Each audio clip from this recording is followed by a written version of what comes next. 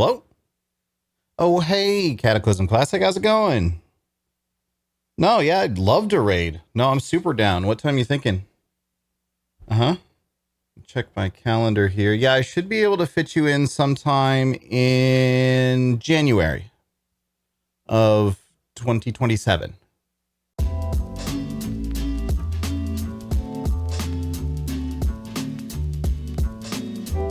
What's up, everybody, and welcome back to Sounds Good Makes Sense, a discussion show for the World of Warcraft player. My name is Devilor, and today I want to ask the question, how much WoW is too much WoW? I just feel like a lot of people, myself included, and especially since we've started to see the roadmap starting to come together with things like the War Within Alpha starting, things like Cataclysm Classic pre-patch coming out, and so on, it's really starting to feel like maybe there's just so much going on that it's really difficult to actually keep up with any of it. Like, just looking over everything that's coming out or has just come out recently, like obviously there was season 4 in Dragonflight that just hit. We had Plunderstorm just ended like a week or so ago at this point. There's big releases coming up for not only retail with the War Within release, but also Cataclysm Classic is coming out. There's continued plans for Season of Discovery updates all the way through the end of the year. There's 3 full MMOs with their own full MMO content release. And in the case of Cataclysm Classic, it's actually an accelerated release as well, with things coming out even faster than they normally would have otherwise. That's a lot of World of Warcraft content coming our way. And that doesn't even mention things like the MOP remix, which is upcoming, whatever the 20th anniversary celebration ends up being later in the year. And I'm sure they're planning other little one-off events as well. Like, I would not be surprised if we see some form of Plunderstorm returning by the end of the year again. I don't know, it just wouldn't really surprise me if we saw that. So that's a lot of content. There is a ton of World of Warcraft coming our way, and it's genuinely looking to be difficult if you're someone who wants to play all of that content to be able to keep up with it. Now, obviously, not everyone is going to play everything, right? Like, there's going to be a ton of people who are just interested in retail. There's going to be a ton of people who are just interested in classic. And I would actually expect that those two audiences are larger, at least individually, than the audience of people that are going to play both types of content, at least to any like significant degree. But clearly the invitation is there. Clearly Blizzard is putting out this content as options for you to play, and it's being presented to you as, hey, you can come and play this if you want. And I know for a lot of people that can actually kind of be a big turnoff. The amount of like FOMO that you get from not being able to participate in all these cool things that are going on, because it's all still WoW at the end of the day. It's all still similar enough that like things like Plunderstorm, for example, which bleed over into both classic and retail, it's the sort of stuff that people are going to want to look at and they will consider as part of quote unquote playing WoW if they're going to participate in all of these different options. And I feel like in this day and age, in 2024, when you're sitting back and thinking about, okay, what games am I going to focus on? What's coming out? What's releasing? It can be a huge turnoff to look at this amount of stuff coming at you, this amount of time commitment coming at you as a World of Warcraft player. And it can be a bit, daunting to really think about the amount of time that will take if you want to really participate in all these things, which means then you have to start making some hard choices, which in turn can mean that you just step away from the whole thing entirely. At the very least, it feels like a lot to me. And at least these days, I'm a full-time content creator. It's literally my job to play video games. This is what I do for a living, is play and talk about video games. I am, as a result, like obviously there's more to being a content creator than just playing games, but I am someone who probably has more time out of the week that I can devote to playing video games than most people. So when I look at a slate of content like what WoW is coming out with, and I think to myself, dang, that's a lot. There's no way I can do all of that. There's probably a lot of people who are in a similar boat right now who are looking at this slate of content that's coming out and starting to question like, okay, how am I going to approach this? What bits and pieces am I going to choose? What I'm going to step away from? What elements of FOMO am I going to miss out on? Like if I really wanted to get into Cataclysm Classic, but I just can't because War Within is coming out and I know I'm going to have to focus more on that, etc. Like there's so much that might be racing through people's minds. I thought it'd be interesting to examine this from a more of a top-down perspective, but also think about what it means to and what can be done to try and alleviate some of this sort of stress that's coming from all of this. And I know also, by the way, as I'm saying all this sounds an awful lot like I'm complaining about there being too much content. And that's not where I'm going with this. We'll wrap that up. We'll come back to that concept a little bit later on. But as we continue to sort of explore this conundrum that I'm trying to present here, I actually want to talk for a moment about something that Greg Street said very recently. He went to Twitter and he was talking about their project Ghost that they're working on at his new studio, Fantastic Pixel Castle, which is very difficult for me to say for some reason.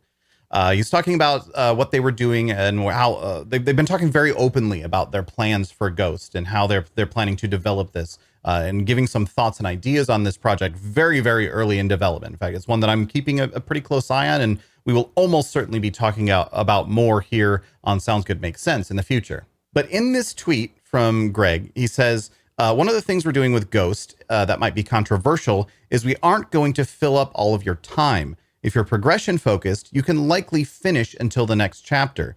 You can do more fun or optional things, or God forbid, take a break. He also said alts are a big part of this game, but we aren't going to set things up so that once you finish one character, you repeat the grind with a bunch more.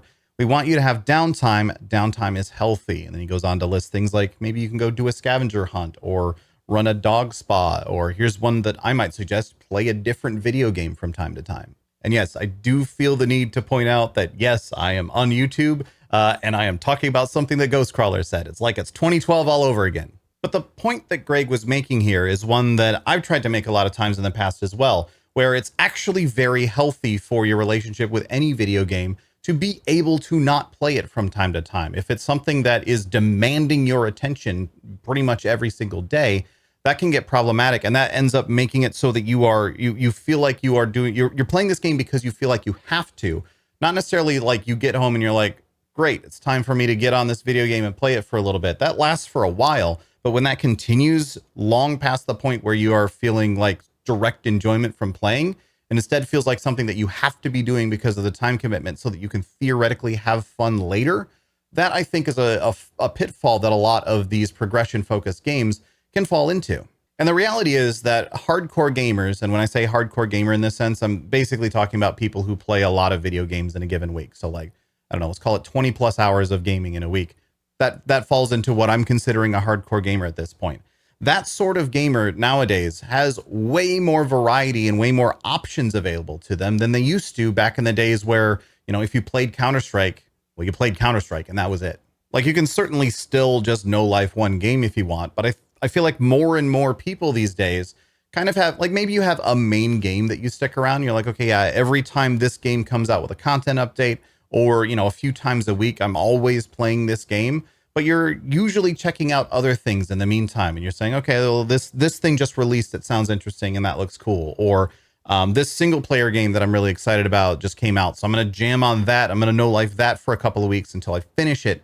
And then I'm going to come back to my other game and so on.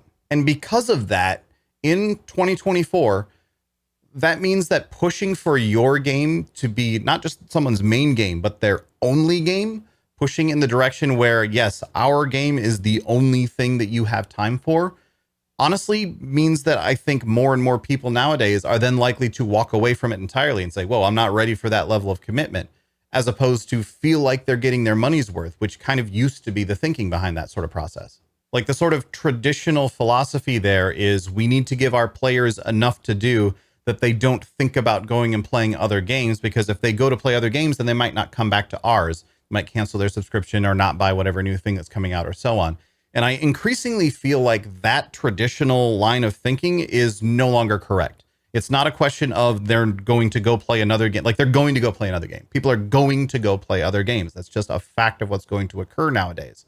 So when you build your game in a way that they cannot go play other games, they no longer feel like your game is something that they can play in their like general mix of other games that they want to play as well. It becomes something that's demanding so much of your attention that they just really can't afford to play it.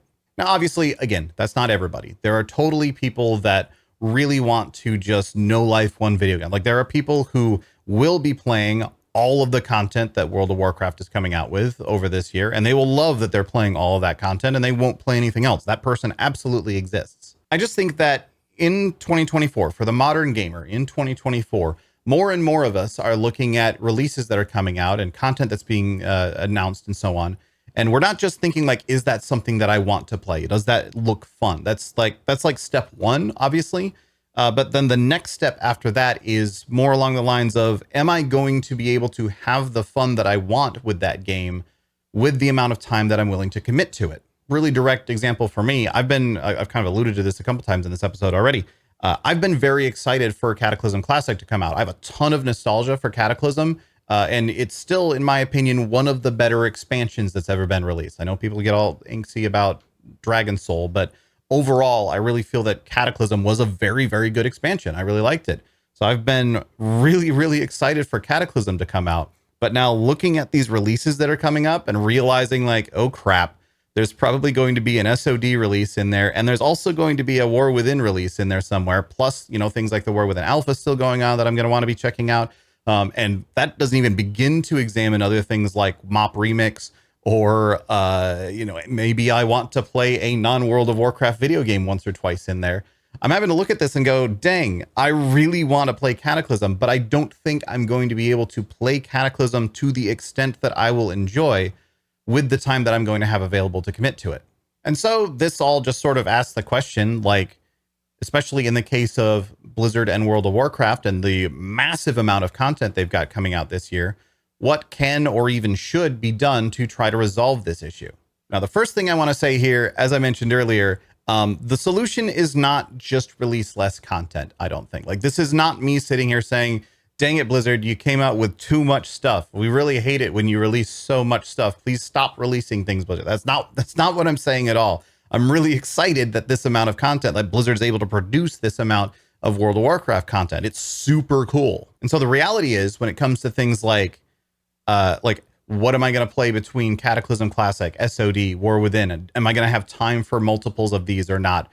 A lot of that is just a matter of, I'm just going to have to make that choice. I'm just going to have to sit down and say, okay, which of these is more important to me? Which of these would I rather be spending time on between the options available? And what am I willing to commit in terms of a time commitment to actually playing these? And does that time commitment match up with what is going to be expected to achieve the results that I want to basically justify putting any time into it whatsoever? But that's all on me. That's literally just me having to sit down, and any player having to sit down and decide for themselves what's worth spending time on. Having the options to choose between different things, yeah, it kind of sucks to get the FOMO of, I really wanted to play Cataclysm Classic, but I might not have time for it. That sucks for sure. But there's kind of an inevitable, like, we're kind of just stuck with it, really. Like, yes, they could space everything out more. Yes, they could like compress things during Cataclysm or whatever else to make it faster to get through so that the content doesn't last as long or the time commitment is lower. Yes, these are all options that are available, but I'm a firm believer in making sure that the solution is not worse than the problem. And in the case of like trying to compress everything so that, hooray, now I can get this bite-sized version of Cataclysm Classic, I think that would be a worse total result than if I just had to say, yeah, turns out I'm just going to kind of miss this a little bit. Like, that's actually worse for the people that are going to want to make Cataclysm Classic their primary MMO, which should be that target audience. Because remember, like I said earlier, a lot of people are going to pick one of these regardless, right? There's not actually as many people interested in playing multiple different versions of World of Warcraft as there are, in my belief at least, as there are who are willing to play, they're going to pick one of those and they're just going to stick with it. There's going to be the SOD crowd, there's going to be the Cataclysm Classic crowd, and there's going to be the retail crowd. And of those crowds, a relatively smaller number of each of them are going to be ones that are playing multiple versions of the MMOs. So in that, like with that in mind, I think it's important that they maintain the ability to create a full-fledged MMO experience for each of those audiences. And in fact, when it comes to things like scheduling, it's divided enough these days that I don't think it's worth putting too much effort and even really trying to separate out the releases too much. Like, obviously, right on top of each other is bad. Don't release a SOD phase the same day that the War Within comes out. That just that puts players in a weird choice decision situation. That would just suck. But like a couple of weeks, it would kind of suck, but it's not honestly that bad. It's also the sort of situation where maybe some amount of scaling when content comes out, or how it like drip feeds out through a phase. Like, for example, if an SOD phase was going to come out 2 weeks prior to the War Within, maybe keep things relatively light for the first release of that phase and save all the big stuff for a little bit later on when there isn't a big War Within release coming out. I do think they're going to need to be more careful with that between Cataclysm and SOD than they are between either of those and the War Within. Like, the War Within and the retail like bubble is kind of its own thing, and it's definitely the big dog. So the War Within kind of gets to do with what the War Within wants. And then SOD and Cataclysm is the one that has the most bleed over between the player bases. So SOD and Cataclysm need to be careful not to release too much on top of each other, but honestly, they're mostly just going to be dodging the War Within releases anyway. I do slightly wonder if the aggressive nature of this roadmap and of these content releases that they're trying to push out here does mean that we're going to see fewer cases of content that releases that's like a 9-week drip feed. Like if you think back to, I don't know, like the BFA Shadowlands, like main story campaign stuff, where it was like every week for the first 2 months, there's all like 4 quests that you can go and do. I feel like that's the sort of thing that maybe we'll be less likely to see in the War Within. Maybe it'll be like a 2-week rollout and then everything is there. Just because like drip feeding that over 9 weeks, it was kind of a bad idea in the first place, in my opinion. But B, I feel like that length, like it's the sort of situation where they are more likely to want players to be able to bust through everything in a couple of weeks and then go check out a different release that they're coming out with than it has been in the past. I don't know if that's actually what's going to happen, but it's an interesting thought. Either way, I expect most players are just going to pick one of the 3. The War Within, obviously being like I say, the big dog in the audience, that's definitely going to be the one that I think draws the most players. And then the purely classic focused audience, those are going to be the people who are choosing between SOD and Cataclysm Classic. And maybe there will be some back and forth bouncing between the two of them. I suspect with the way that the content is being planned out, that will be relatively viable. But that could still be the case where you think to yourself, yeah, you know what? Only one of these is what I want to spend the time on each. I only want to be spending 10 hours a week on an MMORPG. And then I want to go play some other video game entirely.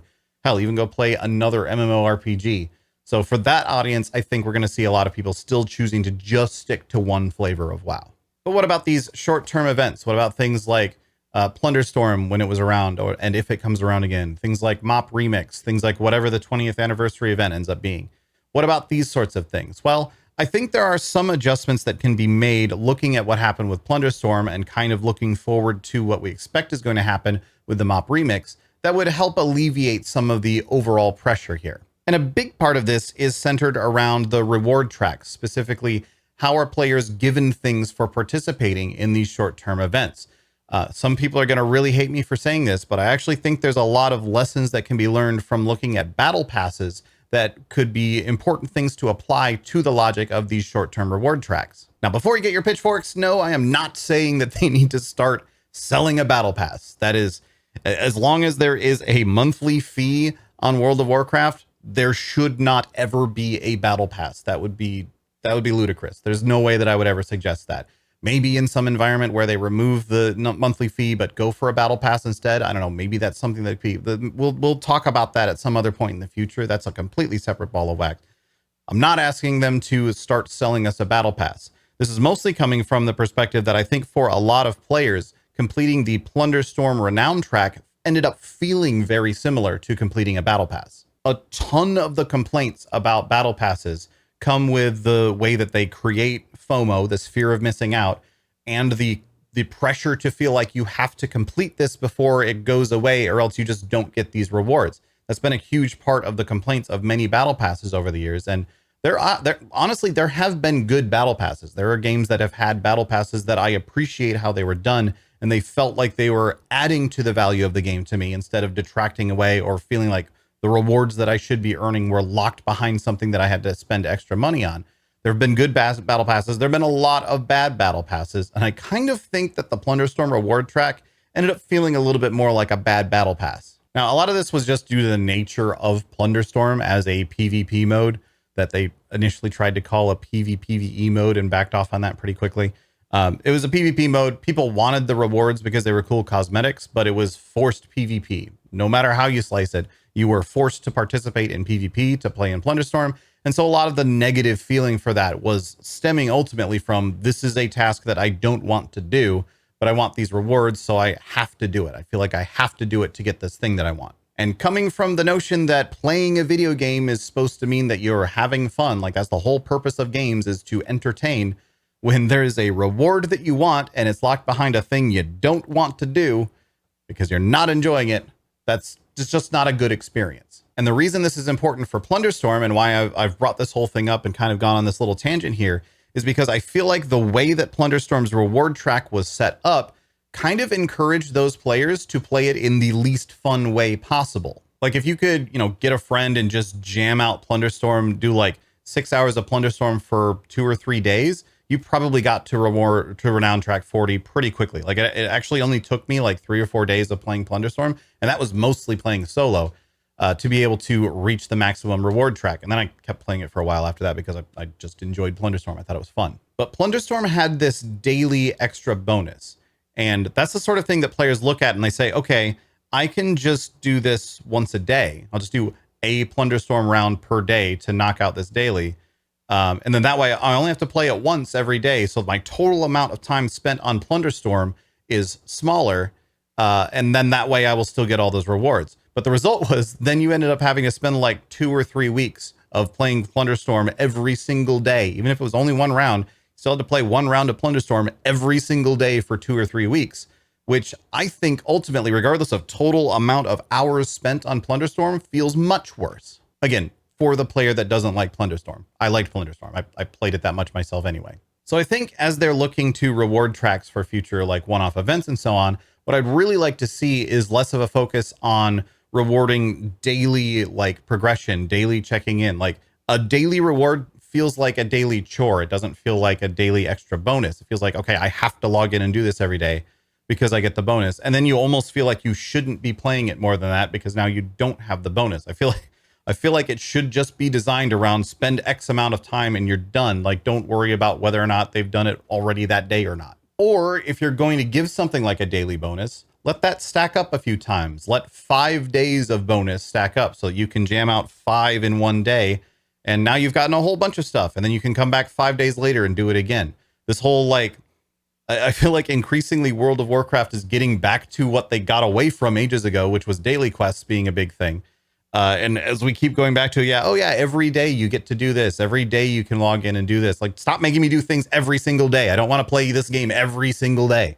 Now, obviously, rewards and progression and so on is like one of the core aspects of an MMORPG. Like, these are games that are designed with the core concept of you have a character and you do stuff to make that character a little bit better. And better is a term that I'm using very broad and widespread here because that can include things like make them look cooler or get a nicer mount and so on. Like, it doesn't have to necessarily be power rewards when I say that, but it's a game that's very much built around the concept of spend time equals get reward. So obviously having some measure of rewards is important, but you can front load the good ones and like let the little ones be the ones at the end instead of the other way around, so that the people who just want the cool flashy thing can get that. And then if they're like, cool, done, I'm out of here, they're done. And then the people who enjoy the mode can continue to get smaller stuff on the rest of the track, but it doesn't have to be like that. You don't have to put the coolest rewards at the end of the track. You can put those at the front.